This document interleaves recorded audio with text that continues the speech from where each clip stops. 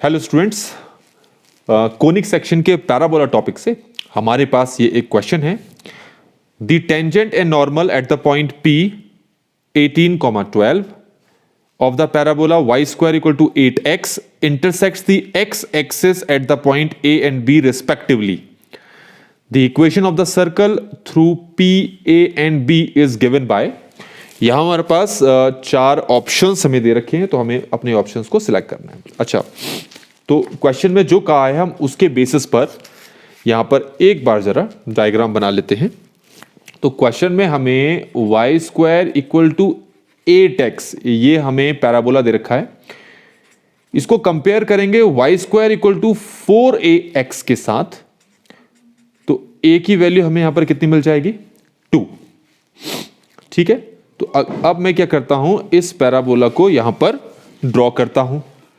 ठीक है, तो ये पैराबोला मैंने इस टाइप से यहां पर ड्रॉ कर लिया। y square equal to 8x के लिए जो फोकस होगा उसकी वैल्यू होती है a,0, तो हमारे पास जो फोकस आ गया वो आ गया 2,0। तो अब हम क्वेश्चन पे आते हैं। क्वेश्चन में क्या कहा है, एक पॉइंट है P, ये है वो पॉइंट, और इसको नाम दे दिया हमने P। इस P पॉइंट के कोऑर्डिनेट्स हमें दे रखे हैं 18,12। तो इस पॉइंट पे क्या किया इन्होंने, इस पॉइंट पर एक टेंजेंट ड्रॉ किया है, ये रहा वो टेंजेंट, और इसी पॉइंट पर एक नॉर्मल भी ड्रॉ किया है। ठीक हो गया। तो पैराबोला के लिए टेंजेंट और नॉर्मल की इक्वेशन हमें पहले से पता होनी चाहिए। तो ये पैराबोला जो है इसके लिए टेंजेंट की इक्वेशन होती है yt equal to x plus at square, और नॉर्मल की इक्वेशन होती है y plus xt equal to 2at plus at cube. ये हमने पैरामीट्रिक फॉर्म में ली है, स्लोप फॉर्म में भी होती है, यहां पर हम पैरामीट्रिक फॉर्म लेकर चल रहे हैं। ये ठीक है। तो क्वेश्चन में आपसे क्या कहा है, यहां पर आपको ये 3 पॉइंट्स दिखाई दे रहे होंगे। एक ये P पॉइंट, और इस पॉइंट का नाम इन्होंने A रख दिया है, और इस पॉइंट का नाम इन्होंने B दिया है। तो एक जो सर्कल है वो इन 3 पॉइंट से क्या कर रहा है, पास कर रहा है। तो अगर इन 3 पॉइंट्स को लेकर अगर मैं एक सर्कल ड्रॉ करूं जो कि कुछ इस तरीके से आप ड्रॉ कर पाओगे, तो हमसे ये कहा है कि इस सर्कल की इक्वेशन क्या होगी दिए गए ऑप्शन में से। तो सबसे पहले हम क्या करते हैं, ये जो 2 पॉइंट्स हमें यहां पर दे रखे हैं, हम इन 2 पॉइंट्स को यहां पर फाइंड आउट कर लेते हैं। अब ये कैसे करेंगे, आपको ये जो दिखाई दे रहा है ये है टेंजेंट, पैराबोला के टेंजेंट की इक्वेशन जो हम यहां पर लिख चुके हैं। ठीक हो गया।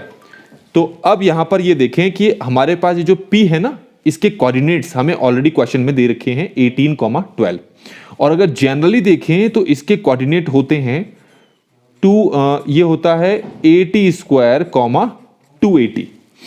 ठीक है, a की वैल्यू हमारे पास 2 है। अगर हम इन दोनों को यहां पर कंपेयर करें, मतलब 2at को 12 रखें, at स्क्वायर को 18 रखें, तो हमें t की वैल्यू यहां पर मिल जाएगी। अगर मैं 2at को 12 के बराबर रखता हूं, 2at को अगर मैं 12 के बराबर रखता हूं और a की वैल्यू 2 पुट करता हूं, तो मुझे t 3 मिल जाएगा। तो ये t की वैल्यू 3 में यहां पुट कर देता हूं, y अभी के लिए एज इट इज रहने देते हैं, तो ये हो जाएगा 3y equal to x as it is रहेगा। a हमारे पास कितना है, यहां पर 2 है, और ये हो गया 18, टोटल हो गया हमारे पास 18। ठीक है, वैसे इसको फटाफट भी कर सकते थे, लेकिन कुछ चीजें मैंने आपको बतानी है। अब मुझे ये पॉइंट चाहिए a के कोऑर्डिनेट। a पॉइंट जो कि ये x एक्सिस पर लाई कर रहा है, इस पॉइंट पर y की वैल्यू होती है 0। तो अगर मैं ये y इस इक्वेशन पे यहां पर y की जगह 0 पुट करता हूं, तो x मुझे कितना मिलेगा, -18। तो a के कोऑर्डिनेट तो मुझे मिल गए यहां पर -18,0। ठीक हो गया। अब जो t की वैल्यू 3 मैंने निकाली थी, वो t की वैल्यू 3 मैं इसमें भी पुट कर लेता हूं और देखता हूं मुझे क्या मिलता है। ये मिलेगा y plus 3t equal to, a है 2, ध्यान रखें, तो 2 2 जा 4, 4 3 जा 12, ये हो गया 12 प्लस t की जगह 3 पुट कर रहे हैं, तो 3 का क्यूब हो गया 27, और उसमें 2 मल्टीप्लाई कर दिया तो ये हो गया 54। तो y प्लस 3t इक्वल हो गया आपके पास 66। अब मुझे चाहिए b के कोऑर्डिनेट्स।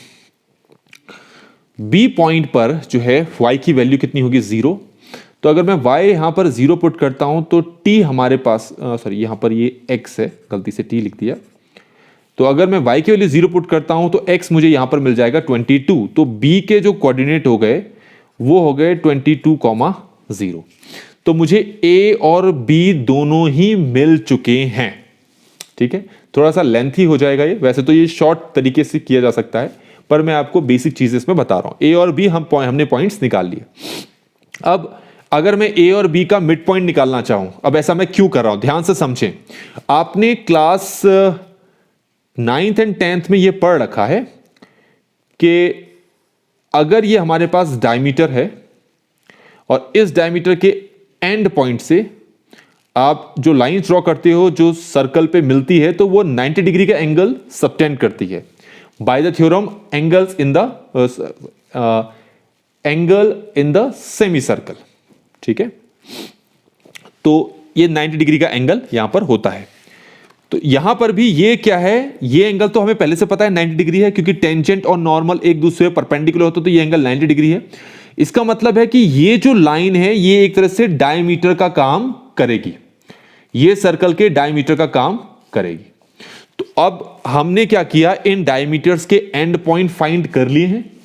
अब आपको अगर एक सर्कल है उसके डायमीटर्स के एंड पॉइंट पता होते हैं, जैसे कि x1 y1 and x2 y2, तो इस सर्कल की इक्वेशन निकाली जा सकती है जिसका फॉर्मूला होता है x minus x1 x minus x2 y minus y1 y minus y2 equal to 0।